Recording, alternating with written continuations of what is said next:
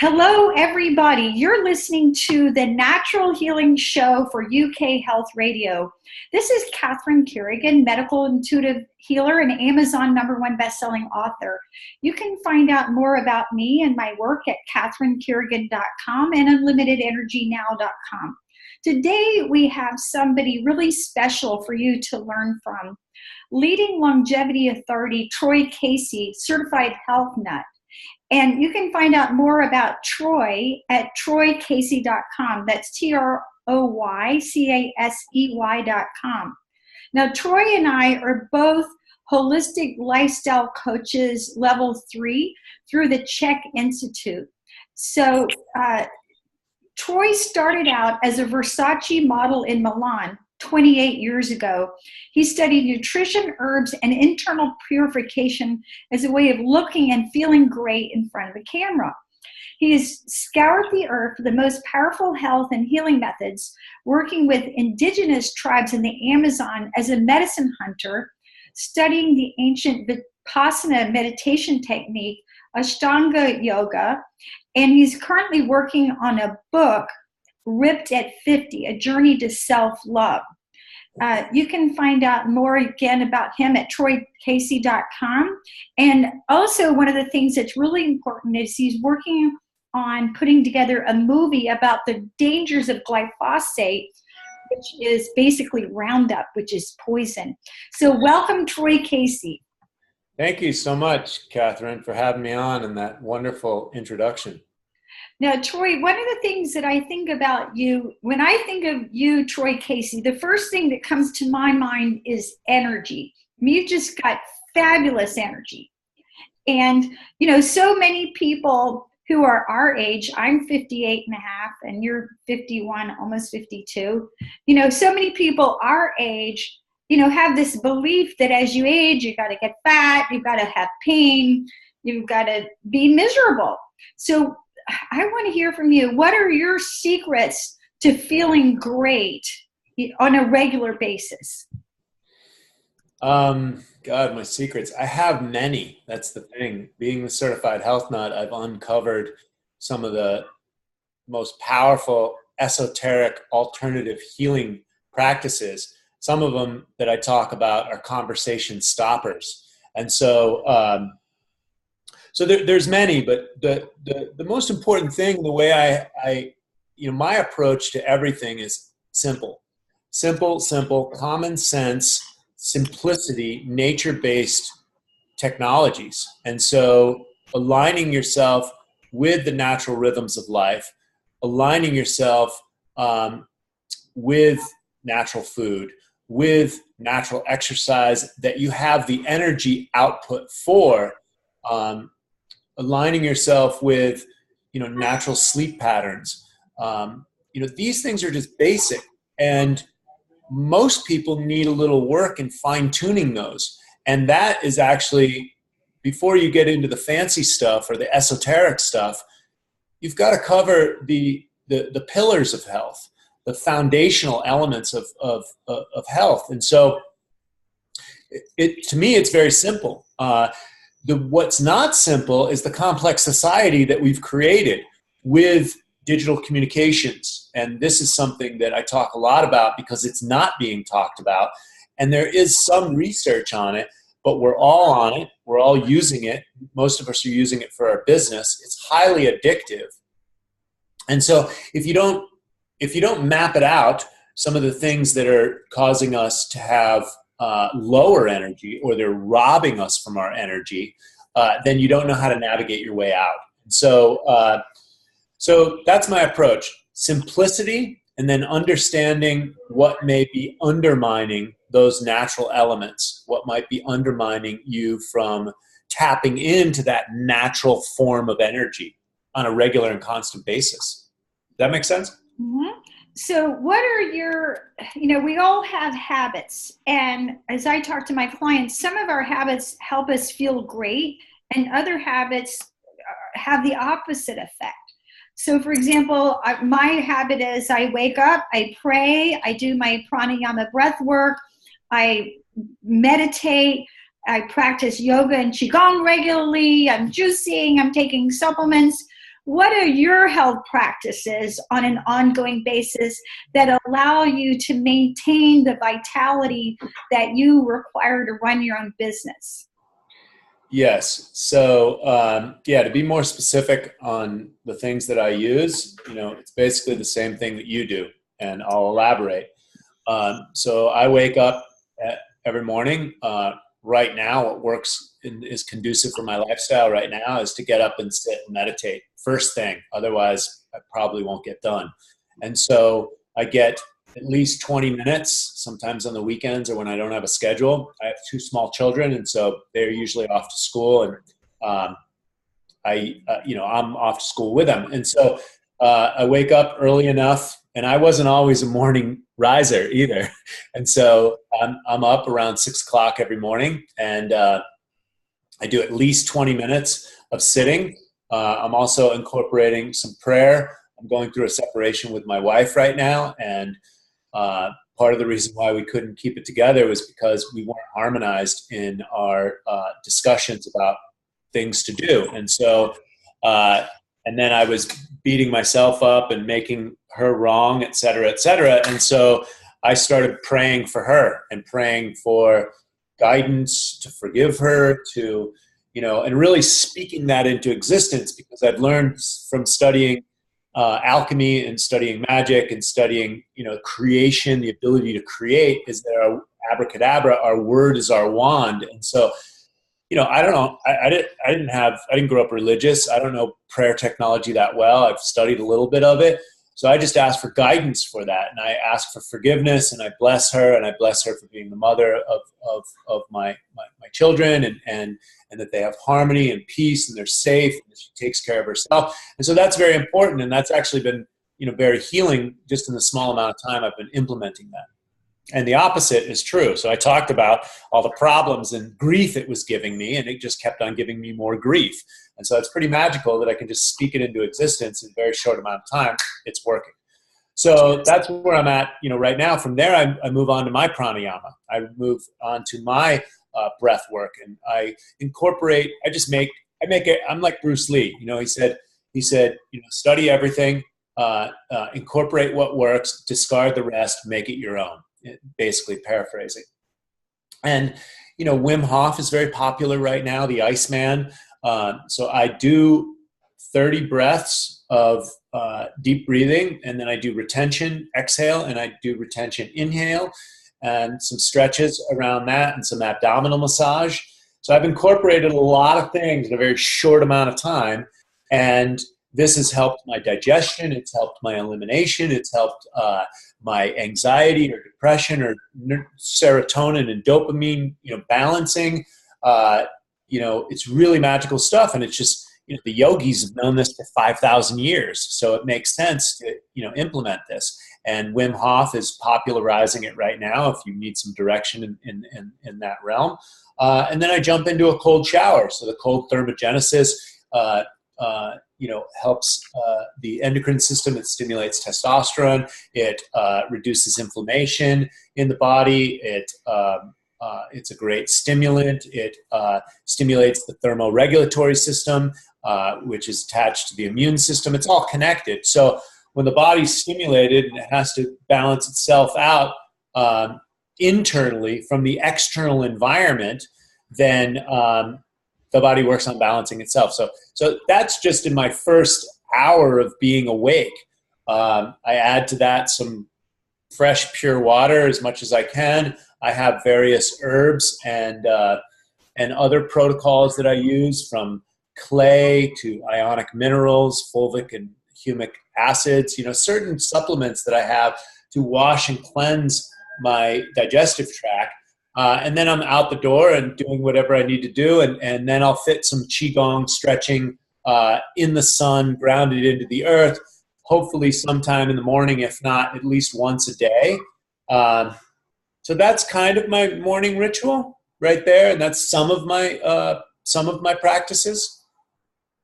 That's wonderful. Now, one of the things that you're just a great example of, I know that you help a lot of men with weight loss. And, men and women, there's similar principles with weight loss, but we're all a little bit different. So for men who are over the age of 40, shall we say, what are some of the main things that men over the age of 40 in Western society need to do to manage their weight? Well, my approach, and everyone's approach is different. Obviously I have a holistic approach, mental, emotional, and physical and spiritual. The way I see it, and I lead by example, right? So what I'm going through as a human, I know my other brothers and sisters on this planet are. And so, the biggest factor that I see that's universal for everyone is understanding and recognizing stress, defining stress. So stress is very well understood, so one can navigate, manage, and mitigate the stress minefield. So you got financial stress, you got psychic stress, you've got most of the stressors are unseen. They're ubiquitous and they're environmental, they're there. And if we're not paying attention to them, then they will get the best of us. And so you've got circadian rhythms or sleep stress or circadian stress. You've got chemical stress. So you've got diesel engines that are spewing nickel, cadmium, and lead that your liver and your organs have to metabolize and detoxify outside of the body, and your body's always regulating this stuff unconsciously. And these things can add to the stress levels, and stress summates in the body. Whether you get yelled at by the boss, or a dog barks at you, or you miss a meal, or you're not, you're staying up past 10, 12 o'clock at night doing emails with blue light flashing into your eyes, which activates your cortisol and throws your hormones out of balance. So it's really about, recognizing where these stressors are coming from, and then compartmentalizing them, and then building in lifestyle factors that allow you to have more energy throughout the day. And then you figure out which exercise you have the energy from. And, I'm all about high mitochondrial function, balanced hormones, as a man having higher testosterone. So if you're staying up late, if you're using bright lights after it goes dark, these things affect your hormones. These things affect your mitochondria, your cell's ability to manufacture energy. And if you've got nutritional stress, if you're eating foods that don't belong in the human body, the body's got to process that stuff. This is a huge stress on the body. You need powerful nutrition that's not going to bog the system down. And so we don't think about that when we're like, oh, this tastes good, and I just want it now. Well, what is the price that you have to pay for that in the long run? I just want to get some emails done, because I have financial stress and fear that I got to get this done, or else, I won't be able to survive. So that lowers your energy levels down, and then you go out into the marketplace and you're less effective at business. And so people don't factor all these things in, and a lot of times we're just driven by fear. So I help clients really recognize where their stresses are, and then I give them tools to navigate, manage, and mitigate these stressful minefields in a holistic manner. And I make it convenient and easy to build it into their lifestyle, so it's there and you don't have to think about it. It's not just a thing that I have to do, or I have to go see my trainer, or I have to eat organic food, or I have to shop extra. You build that right into your lifestyle, so it's second nature. So if you go have that jelly donut or your Christmas dinner and you don't want to make a fuss and you just eat whatever's presented, you can afford it. Or, like my mentor says, if you want to smoke, let's build a house around your chimney. If you want to drink, let's build a house around your distillery. And then that way you can enjoy life without being some kind of pious, monk, but you have the tools. And let's face it, the older you get, I didn't get hangovers when I was 20, but by the time I was 30, I was getting 5-day hangovers with the flu. It was like, and I was a party animal. So that wasn't very conducive for being effective in business, building a big career, being a healthy human being. And so I had to address that situation. Well, maybe I shouldn't be drinking as much, or maybe I shouldn't be drinking at all. Maybe is this really serving me to my highest potential at this present moment in my life? So, it really comes down to cognition and being conscious, and then making healthy choices. It all comes down to choice. We talked about alchemy a little bit before. This comes down to choice. What do you want in life? What are you going after? And then, I can have this, but it might not be supporting the dream that I want over here. So can I let this go, or am I just addicted to it? And if I'm addicted to it, well, then let's look at that. And then there's tools and techniques that we can use to address, certain levels of addiction, like digital communication, social media addiction, et cetera, et cetera. So cognition, consciousness, and then addressing it via choice. Those are great suggestions. Now, I know that somebody asked me recently, they said, how do you maintain your weight? Because I'm 58, you're 51. I know that neither of us go on diets per se. I eat chocolate every day, maybe not every day, but almost every day. Dark chocolate, 85%. So what is and I think you and I think alike on this, about the idea that traditional diets just make people exhausted and feel deprived. So what is your attitude about dieting per se, and how can people achieve their ideal size without sacrificing their vitality? So for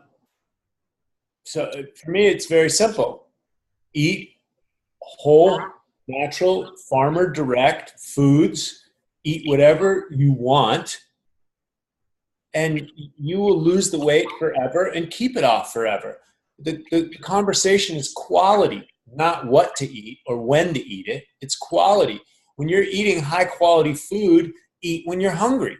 Don't eat because the commercials tell you that breakfast is the most important meal of the day, and then that was instituted by corporations that grow grains and mash them up for pennies for a dollar and sell breakfast cereals, which are multi-million-dollar industry. And these breakfast cereals and raw materials are sprayed with massive amounts of pesticides and herbicides that are causing most of the obesity and cancer and all these other issues on the planet, or at least that's my common sense ideology. I mean, let's face it, you are what you eat is an axiom that's not going away anytime ever. And then you look at the history of the spear and when we started farming, which was about 10,000 years ago, and how long it takes the digestive tract to build. It takes millions of years of ecological development to build the digestive tract. And then lo and behold, we start farming 10,000 years ago, which means we started eating a little bit of grains then. And now all of a sudden we're eating all sorts of grains, and they're sprayed by herbicides and pesticides. And lo and behold, we have 70% obesity rates, 1 in 2 cancer rates, 1 in 17 autism rate, up from 1 in 10,000 less than 100 years ago. This is, since industrial aged farming, since commercial farming, and lo and behold, the smoking gun to me is common sense. But then we have this whole religion of science and scientific, advice. And if you study, reality at any level, you understand that the scientists, or the majority of them, are the prostitutes of the modern era. Who's going to pay me the most to say what needs to be said? And so, at least that's my point of view. I'm not trying to make anyone bad or wrong, but this is my observation. I don't need scientific data to tell me what's good for me. Ultimately, I'll pick enough data from the environment and I'll use my intuition, my gut instinct, to know what's right or what's wrong. And so I wake up in the morning, I don't want to have a big heavy meal. I want to flush my system out. I want to flush my digestive tract out. I want to have some kind of, I've been juicing for 30 years. I want to flood my body with nutrient-dense, pre-digested nutrition. And so having herbs and juice as my breakfast in the morning, and I'm talking about high-quality, organic, fresh squeezed vegetable juice. I'm not talking about, carton pasteurized orange juice, which is, no enzymes and basically boiled down to sugar. And so, it all comes down to cognition. It all comes down to intelligence. And so when we're eating all natural food, when we're eating farmer direct, grass-fed ruminants, these animals are meant to eat, grass. The closed organic cycle is very simple. Energy and radiation from the sun is converted into chlorophyll, which is plant blood, basically, which is the exact molecular match to your hemoglobin, which is your blood. And so it's like a perfect, nature-made match. And the herbivores eat the plants, and the omnivores eat the herbivores and the plants, and everybody dies and feeds the microorganisms in the soil, which is uptaked by the plants that get energy from the sun that turn it into chlorophyll. And this is the closed organic cycle that's not changing anytime ever in this biological realm on planet Earth. Well, we may evolve past it. I'm open to that possibility. But for right now, and for the last millions of years of ecological development, this is kind of the way things are. And so, lo and behold, industry's gotten involved, and all of a sudden, we can eat this, and this chemical's no problem to put inside the human body. Oh, really? Okay, let's go back to our statistics. 70% of the American people are obese or overweight. 33% have diabetes. The incidence of diabetes is in direct correlation to the incidence of spraying of glyphosate on the crops. It's exponential. There's two lines, and they go like this. Diabetes and glyphosate. Cancer and glyphosate. Cancer and genetically modified organisms. And then the scientists or the food scientists that work for the corporations go, do you have any scientific proof for that? Correlation and causation are not the same thing. Okay, fine. This is just my own scientific observation and data collecting from the environment and utilizing my own intuition, which, as a man, in my humble opinion, is the highest level. As a human being, we are gifted with these powerful, intuitive, abilities, this gut instinct, to take information from the environment, assess things intuitively, because we always know. We can act like we don't know, but we always know inside what's right for us. And so, that's my approach to nutrition. And when you're eating at this level, it's a habit, it's a lifestyle. I was out at a film last night at Patagonia. They've got they were the pioneers of organic cotton, and they're an environmental company. And there was a ski flick over there, and we went over there, and they had some ice cream. I don't eat a lot of dairy, but it was organic and from pasture raised farms and good Jersey cows, and I indulged. It's like I've been eating a little bit more dairy this week, and I don't normally eat dairy because it can slow my system down, but I enjoy my life sometimes. But then my internal mechanism is going, if you keep eating the dairy, it's going to slow you up a little bit, and that's your choice. And it keeps presenting itself this past week, and I go, you know what, I'm going to indulge, but I'm not beating myself up about it. I went and enjoyed myself, and eventually I'll probably just cycle off of it, as I do with caffeine, as I do with alcohol over the years, as I've done with experimental drug use or coffee or even tobacco. And so. Which is a very sacred plant that has been adulterated again by industry. I've worked with indigenous cultures all over the world, and tobacco is a very sacred plant. It grounds you. It has purpose. It grounds you to the earth and clears negative energy. But when you abuse it, slow down the lungs, and it's addictive. The nicotine's addictive. So it's like anything. You got to watch it, use cognition, and have respect and reverence for the things that are out there. The power of industrial toxic compounds, they may serve a purpose. It's great for business, but it may be hurting the human species and maybe the bees as well. And so now maybe it's time to use our God-given talents and use that consciousness that we've been given and, utilize it for innovation, ideas, inventions, to design our way out into the next level of system management. The industrial age brought us around the world. It brought goods and services from all around the world. It brought us to be able to communicate with people all around the world. It's not bad or good. It's just time to redesign them so that we can continue this human experiment on the planet. is my humble opinion. And, you know, some of that comes from, you know, working in the Amazon for many years. I saw the precipice of ecological disaster. I saw the rainforest being cut down, the mountains of sawdust, you know, and the logging barges that were there, and then the 2x4s that were going up to Home Depot.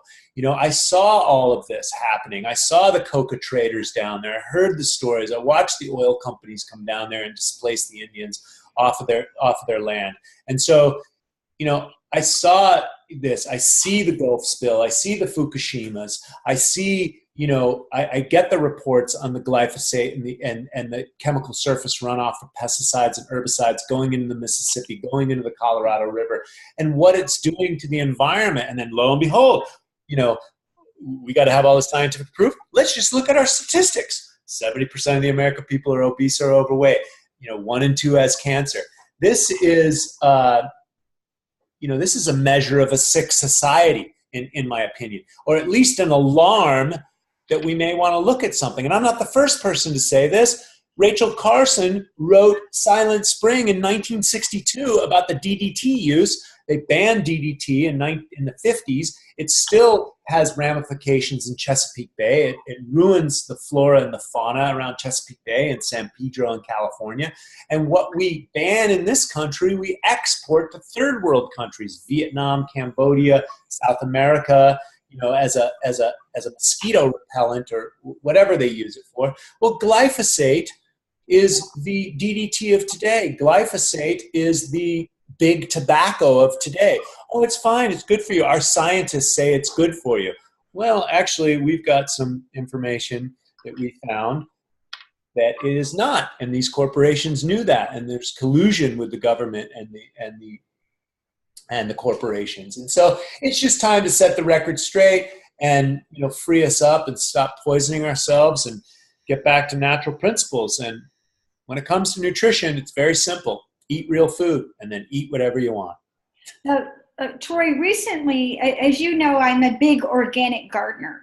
And when I garden, I think about my family, I think about my friends, I think about the food that I'm growing, I think about the butterflies, I think about the bees, I think about the hummingbirds. And recently I was at, I'll just say, a large gardening center, and right next to the checkout counter was a massive display of Roundup. Now, a lot of people don't know that Roundup is glyphosate. And personally, you know, you never want to vandalize a store, but I almost wanted to, you know, put a sign up saying, don't buy this. And I personally like to share a lot of photos of my garden on social media, because a lot of people think in order to have a beautiful garden, you've got to use all these toxic chemicals. So I know you're working on a movie about glyphosate. Will you share with our listeners about the movie that you're making and what glyphosate actually does to our health and our energy levels and how damaging it is? So glyphosate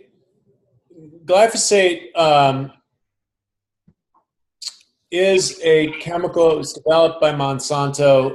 It's an herbicide, and the objective of this herbicide is to knock out the schematic pathway of the plant, which is the plant's ability, its immune system.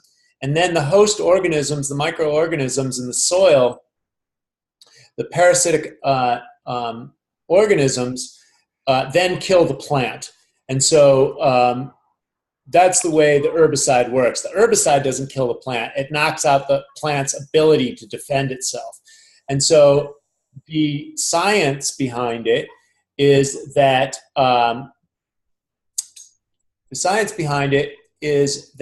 human beings don't have a schematic pathway.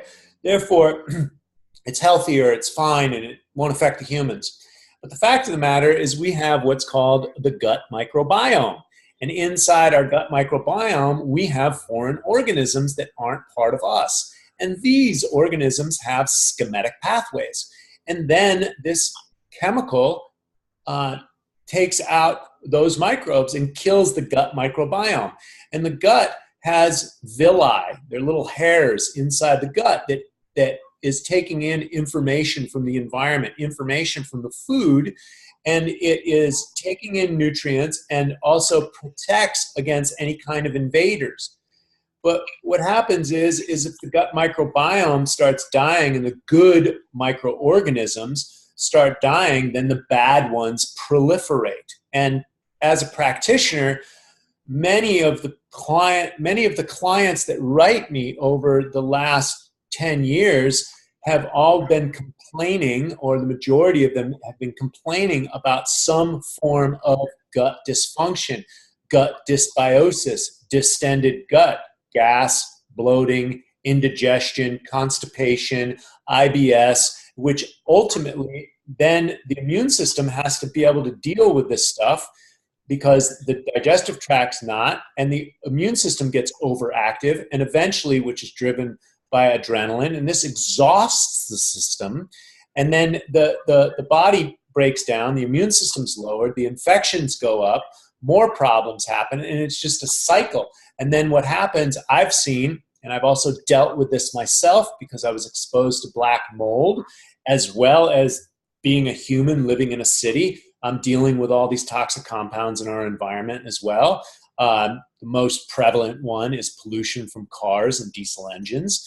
And so the body has to, metabolize all these materials. It has to assimilate and detoxify these materials and stress summates in the body.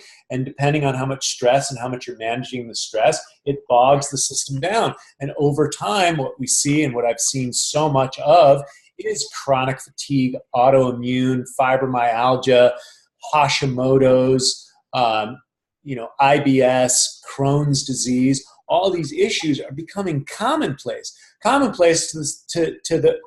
the level that I also was dealing with this. And I told myself as a kid, if I get cancer or AIDS or any of that stuff, I'm going to cure myself.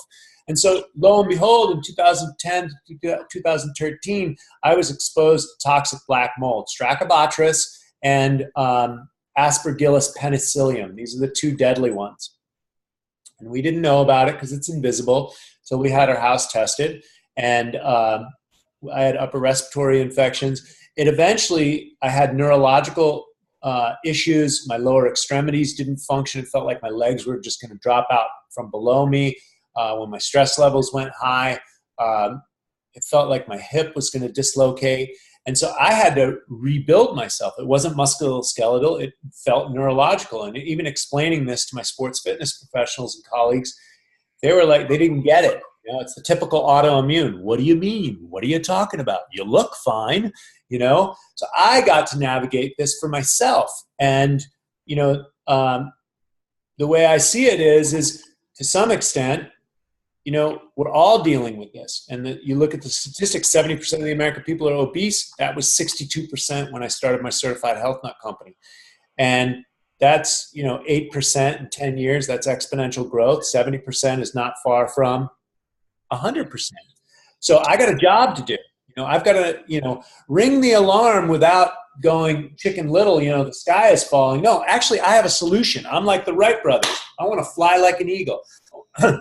My choice is to clean up the planet, elevate human consciousness, and create systems that are life affirmative, that support, the human being. My vision is clean air, water, and soil, and equitable systems for all of mankind in my lifetime. A world beyond oil, a world beyond money. And so in speaking that into existence literally. So we're back to the glyphosate thing. What's happening with glyphosate? Well, lo and behold, let me share my screen here. My friend Dave Murphy from Food Democracy Now! Did a report with all the definitive science on the planet, glyphosate unsafe on any plate. And he tested 100 of the top commercial foods. And Cheerios had 1,000 times more than the allowable daily intake by the United States government. So they're already out of bounds legally, but there's nothing being enforced. And so, I recommend people, if they have health issues, here's a Rachel Carlson, quote here from her book, Silent Spring in 1962. So read, the toxicological reports on this. all the scientific citations on it. If you want to go deep down the rabbit hole, there are 3 pages in this 29-page report of scientific citations. When people want to talk about science, this is all legit right here. This is deep, deep, deep work. And now, so this Troy, is pervasive and ubiquitous in our environment. Now, So go ahead. our listeners at UK Health Radio, how can they get a copy of this report about how dangerous glyphosate is? You can just go to Food Democracy Now. You can go to Food Democracy Now, and it's right on the front page. That. Great. And homepage, the first thing. He worked 2.5 years on this report. Okay. ORG, I do believe. Yeah, because some of our listeners are going to be listening and some of these people are going to be watching.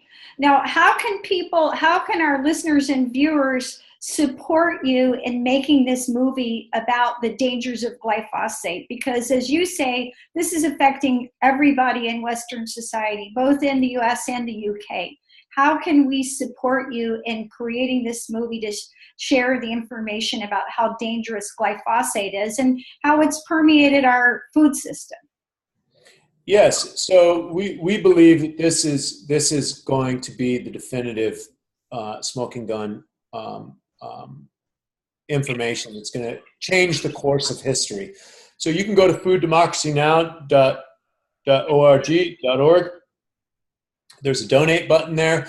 The film that we're working on and that we're going to give away for free is 90% filmed. We've got some post-production stuff to do with, and then we're going to market it. We're going to do internet marketing and give it away to the people. And then we're going to have call to actions as well. And so if you want to support the film, you can always contact me. There'll be information to contact me in the show notes. You know, we are looking for donors, private donors. Everything is tax deductible. We have a nonprofit organization, Food Democracy Now is. They were the chief architect of the Prop 37 in the California 2012 ballot to label genetically modified organisms. And look, if this technology is so great, just label it. You know, just label it. If it's so great, and it's not so much the genetically engineered seeds and crops, those crops are designed to withstand more herbicide, which is another product that they sell, which is this Roundup Ready, and it's loaded with the glyphosate. And so, and this material you can't wash off the food. And it's not just being sprayed on GMO crops, it's being sprayed on wheat. It's being sprayed on wheat, corn, oats, soy, and barley. It's being sprayed on other plants, being sprayed on sugar cane to break the plant material down so the tractors don't have to work as hard, so it'll save the farm equipment. So the glyphosate has 3 patents. It's a desiccant, which means it'll dry the plant out, so it's easier to harvest the plant and bring the materials to market. It was designed as a drano for industrial commercial farming water pipes. And so it's designed to get the minerals out of the water pipes, like a Drano. And so it's a desiccant and it's an herbicide. So those are the 3 patents. Everything's in the report. And so if you're very interested in helping seeing this film, you know, move forward, you can make a small donation right on Food Democracy Now. But if you're interested in helping produce the film, you can contact me directly, and I can put you in touch with the director of this foundation. And so this report came out last year. Robert Kennedy Jr., who we filmed for the film, we interviewed for the film, he's got 1,000 cancer lawsuits that are about to be released. The lawsuits in Europe started last week. You can go to the New York Times, October 4th, they did a story on that. The European Union has been meeting on the safety of this for the last few weeks. They're voting. I think France already voted it out. They're looking at banning this, and it should be banned. We've got a lot of documents and science saying that they knew this a long time ago. But again, they said, oh, the schematic pathway is in plants, not in humans, so it doesn't affect the human as well. Well, That's not the truth. Everything, every common sense approach, every anecdotal approach that you look at, people's guts are hammered. My father's gut is hammered. Everyone's got gluten sensitivity. The guy that figured out, I think the Wheat Belly guy or Lustig or one of those big researchers, he couldn't replicate his findings on gluten with traditional wheat. They also think it's the wheat that is sprayed by the glyphosate. And it makes sense because we've been utilizing some form of wheat and sprouted grains and sprouted breads, et cetera, for 10,000 years since farming started. So it's funny, and I didn't hear of gluten intolerance when I was growing up in the 70s or the 80s, and all of a sudden everybody's got it, and everybody's got food intolerances. And we've been spraying this chemical on the food supply since, I do believe, the mid to late 90s. And if you look at the incidence of cancer and the incidence of diabetes and the incidence of human maladies, then you're looking at also the use of glyphosate and these harsh toxic chemicals. And this is the same company that brought us DDT, that brought us Agent Orange, that brought us dioxins. And these things are, endocrine disruptors and immune system annihilators. I mean, what does pesticides and herbicides do? They're designed to knock out the endocrine system and the nervous system and the reproductive system of pests, of other organisms. So what does low-level chronic exposure do to the human being? Well, I postulate it's self-evident. All the contact I get about autoimmune issues and obesity issues and people that can't get a grip on their own health, but they'll go to some part of the world, they'll eat the same food and just lose weight. They'll just consistently lose weight. They'll come back to America and eat a decent diet. A lot of these people are on organic diets and they just gain weight and they can't get rid of it. And so I say it's the toxic compounds in our environment. But who am I? I'm just one guy with an opinion. I'm the certified health nut. Yeah. Troy Casey, if you'll stop sharing your screen. So fooddemocracynow.org, wonderful. If you'll hit stop sharing the screen. Yep. So my story is, I'll share this story with our viewers and listeners. I had a client who had a horrific rash, and she was eating out of her family garden. Her family has a farm outside of Athens, Georgia, and the family together was raising fruits and vegetables. But what happened was, unbeknownst to her, was one of her relatives sprayed the garden with Roundup. And she got really, really sick. So she came to me as a client. She's like, I don't understand. I'm eating farm-raised, vegetables. And it was actually eating out of the garden and what had been sprayed on the garden. And so she had to stop eating out of her own garden. So we all want to support Troy Casey and fooddemocracynow.org, right? Yes. Well, and also you want to support your own bloodstream. I partnered with a company and we just created a product that chelates the glyphosate out of the tissues. We've got clinical studies going on, and the initial report, they're being released as we speak, but the initial report is 75% reduction of this material inside the body. The film is also going to come out with P-tests, so people will be able to do urine tests to find out how much glyphosate is in their own body. I'm working with other researchers in Europe. They're already utilizing the urine test to find out how much this stuff is in your tissues. And then there are materials. The top 3 things that you want to do if you have digestive issues or you feel you have glyphosate poisoning is eat organic food only. Right? Get on an organic food diet at the highest percentage that you possibly can. Fulvic acid. And again, the company I work has good company that has they're basically minerals from plant materials. Humic and fulvic acids help to break down and chelate these materials out of the body, and stay away from sugars. So the beet sugars, even sugar cane is sprayed. They spray the fields with this desiccant to break up the sugar cane so the tractors don't have to mulch it. And Yeah. so I have two more that I would add.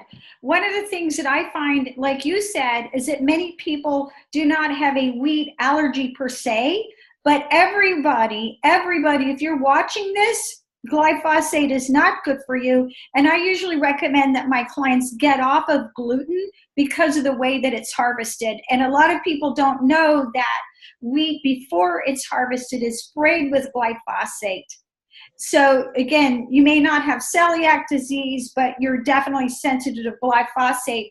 And there's a product that I private label called BioDetox, and it supports all your systems of detoxification.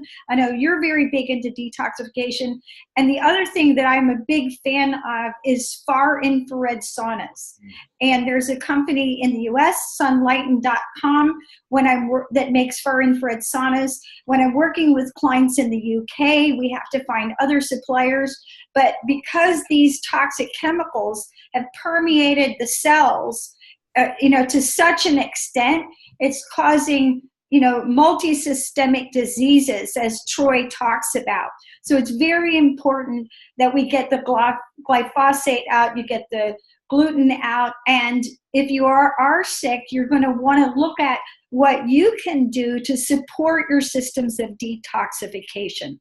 Now, we could do another show on detoxification. I mean, that's my specialty. And so, yeah, we have to have you back for sure. Let's have you back, and we're going to just talk about detoxification, which is so important. Now, you've been listening to the Natural Healing Show for UK Health Radio. And remember, when you get the glyphosate out of your diet, you're going to feel so much better. You're going to have better energy. Your weight's going to normalize. Your health is going to improve. This is Catherine Carrigan, medical intuitive healer, Amazon #1 best-selling author. You can find out more about me and my work at catherinecarrigan.com and unlimitedenergynow.com. While you're there, sign up for our newsletters. And you've been listening to the original health nut, Troy Casey. You can find out more about him at troycasey.com. Troy, any final comments for our listeners? I wish everyone out there lots of love and blessings, and really take your health serious, because we need healthy people out there to, transform the world. Gandhi said, become the change that you wish to see in the world. And so that's the natural law of correspondence, as above, so below. If you want to see a healthy world, a healthy populace, a healthy geopolitical structure, a world without war and weapons and all the nonsense we've created, then become healthy yourself. Don't have the war inside your body, the war inside your gut. Become healthy, become strong, become clear, so that you can hold the light for others, because we are transforming this world. This world's transforming right before our eyes. And the world is going into glory, into the light, not into the darkness that we've seen. We're transitioning out of that. That's what this time is all about. These difficult times are about our own evolution. We are the caterpillar evolving into the butterfly. That's what's happening on planet Earth right now. So move towards the direction of your own health and healing, and have a great day. Okay. TroyCasey.com, everybody. And Troy is one of the healthiest, most energetic people I know. So thank you so much for joining us.